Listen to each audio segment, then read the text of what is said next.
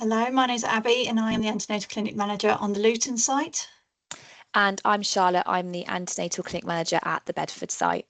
Welcome to your cell-free fetal DNA competency training. This training has been designed for doctors, midwives and MSWs ready for the launch cross-site on the 6th of April 2026. So we have put together a training package for you, which you will need to self-certify at the end to say that you are competent. And there's also an additional package for how to request the samples on ice. Please note, if you're an MSW, the requirement is that you just need to watch this PowerPoint only. You will not be requesting samples on ice as they are blood transfusion samples and they need to be done by a registrant. So going into the introduction, so cell-free fetal DNA is a screening blood test that we're going to be doing and offering cross-site from the 6th of April. What it aims to do is predict the rhesus status of the fetus by analysing the free-floating fetal DNA in the maternal bloodstream. So this is going to be offered to all of our rhesus negative mothers. And the reason as to why is because we're hoping to prevent the administration of unnecessary anti-D, which then will avoid any transfusion reactions and side effects. And it also saves the trust a great amount of money and resources. Anti-D per injection is about £45. This process is completely free. So we are saving a huge amount of money. So this is a simple non-invasive blood test that is 99.7% accurate. It's really important to note that it is a prediction of the baby's blood group and it's not a diagnostic test. We're going to be offering this to all women from 11 plus 2 weeks up to 24 weeks. The reason why we are capping it at 24 weeks is because, as you will see in the training, there is a delay in getting the result because the sample goes off site to be tested. So from taking the sample to getting a result through, there'll be about a 3 to 4 week turnaround for a result. And what we don't want to do is miss that 28 weeks routine prophylaxis. So we'll be offering it between 11 plus 2 and 24 weeks. Before we take this test, we must have an estimated due date for the pregnancy. We cannot do it based on last menstrual period. And we have to ensure that we have a valid group and save sample relating to the current pregnancy before we offer this test. For example, if this is their second baby with us, but you know from historical records that they are rhesus negative, we will not be offering this unless we have a valid group and save sample for this pregnancy. Okay, so we're just going to run through the gold standard of the pathway of how ideally the women will follow through on this. Okay, so at the first booking appointment, we're offering the booking bloods as per normal process. But also just discuss with the service user that if they are to be found a rhesus negative blood group, then they will be offered this cffDNA screening test. There is a patient information leaflet available, and this should be given to all service users. Just as current practice, you would mention to a woman that if she's rhesus negative, she will be offered the anti-D injection. We should be mentioning to all women that this test will be offered to them if they're found to be rhesus negative. Just one thing to add is that there will be a QR code as well that patient users can scan. So this will be available on the Bedford Hospital website, which means they can use the translation services if they don't speak English as their first language. So coming into their second appointment with us, that is their first trimester scan. So because this blood test will be offered to all rhesus negative women from 11 plus 2, we felt it was appropriate to offer it alongside their first trimester screening to avoid any additional blood tests being taken in pregnancy. So prior to their scan, the antenatal clinic team will identify those ladies that are eligible. So we will go through the clinic list and identify those women that are all rhesus negative. When they come through for their first trimester screening, we will then offer them this non-invasive prenatal test to predict the blood group of their baby. We will be around to counsel them if required. It's really important that as community midwives, we do have these conversations at the booking so women can have the time to read the patient information leaflet and do their own research. But if further counselling is available, we will be around. The blood test is then taken here at Bedford or Luton, depending on where the lady's attending, and the sample is then sent to our lab, and then it is forwarded on to NHS Blood and Transplant in London, and that is where the sample is then processed. Okay, so what happens in the background? So as we said, the sample we tend to send off-site for testing at the NHSBT laboratory. It is a 3 to 4 week processing time turnaround, so don't worry if you haven't got your result after a week or so. The result will be published on ICE as per norm at the moment with your group and safe samples. And also in the antenatal clinic, we will receive a fail-safe path manager report just to make sure that we are capturing everybody and no one's slipping through the net. So how to interpret the result. So on Bedford site, and this is applicable for all midwives in the unit, if the baby has been predicted to be rhesus negative, you don't have to do any further action. Anti-D is not required because there is no risk of sensitization. If the baby is predicted to be rhesus positive, then a routine 28-week appointment for anti-D will be booked to attend at the Signet wing. At Luton, we're aware that you do your anti-D in community. So again, if the baby is predicted to be rhesus negative, like the mother, there's no further action and anti-D is not required. If the baby is predicted to be rhesus positive, the community midwife needs to continue with following the anti-D pathway and request and administer anti-D at the 28-week community midwife appointment, as currently happening in practice now. In both occasions, a letter will be sent to the service user informing them of the result by the antenatal clinic midwives. So at Luton, we have for those babies that are rhesus positive, in the letter, it will inform them that they'll be given anti-D at their 28-week midwife appointment. At the Bedford site, the letter informs them that if the baby's positive, we will then give them the appointment for the antenatal clinic at 28 weeks to have their anti-D. Please ensure that you check the report thoroughly. There will be instructions on the report which tell you what to do, i.e. continue with anti-D prophylaxis or disregard anti-D prophylaxis. For all these women, the routine 28-week bloods are still taken. So if baby is predicted as rhesus negative, you still need to take those 28-week bloods to make sure that the mother hasn't developed any antibodies in pregnancy. So that process does not change. Okay, so we realise that not everybody is going to fall into the category of the gold standard. We always get some late bookers and we will also have some transfer of care women. So this is your process that you need to follow with these ladies. So you will still take your routine booking bloods as per the current process. Then the community midwife will check your group and safe result as you do at the moment. Obviously, they're not going to be coming through antenatal clinic through the nuchal list, which is what is going to be prompting us to be taking the cffDNA sample. So it will be up to you to have a look at this result and then action as necessary.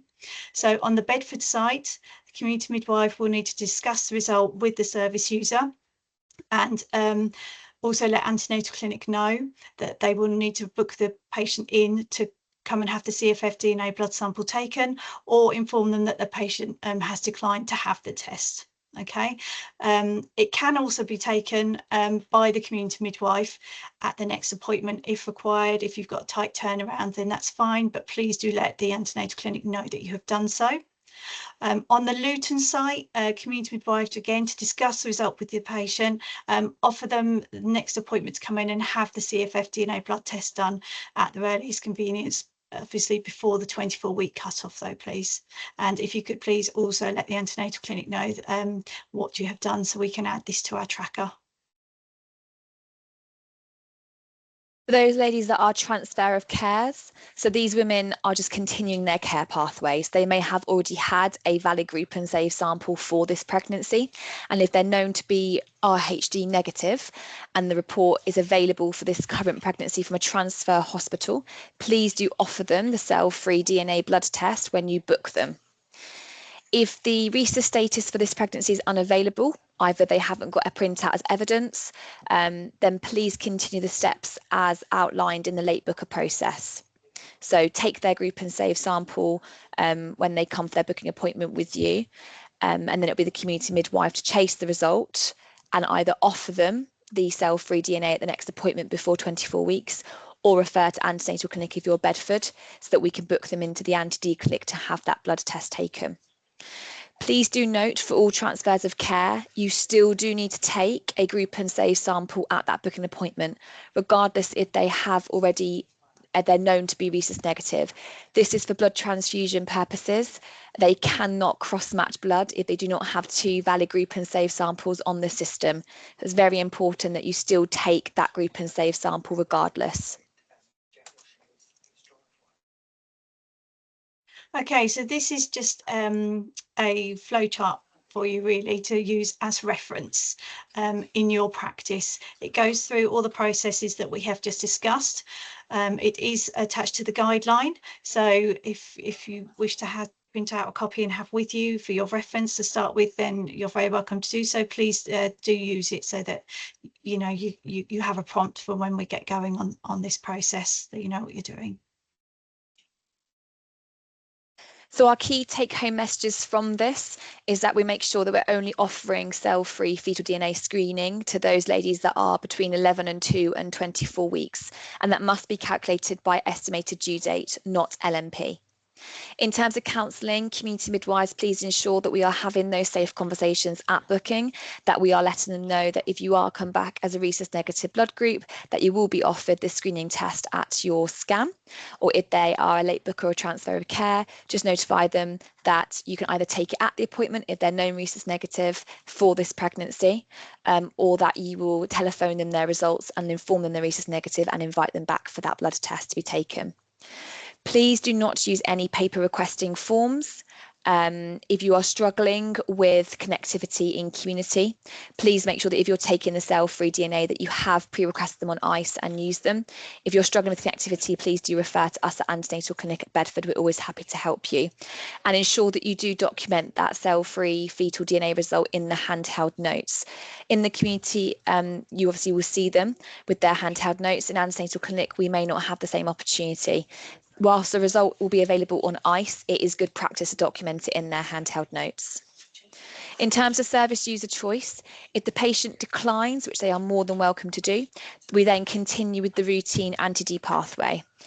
If the patient is unassured by screening, they can opt to have the anti-D at 28 weeks for sensitising events, but this will not be actively offered.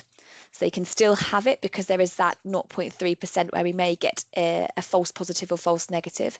However, we will not be offering it because the point of this screening is to try and reduce the amount of anti-D that we're giving. Okay, so how to manage a sensitising event.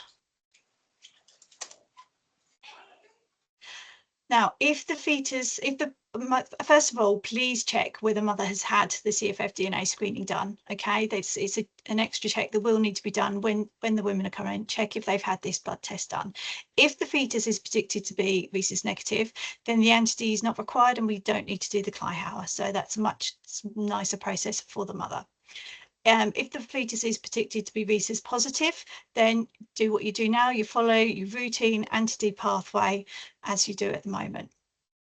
If they have not had the cffDNA performed, or they have had the test performed but we do not have a result yet, then please continue on the anti-D pathway. They will still require routine anti-D because we do not know either way what this fetus is predicted to be.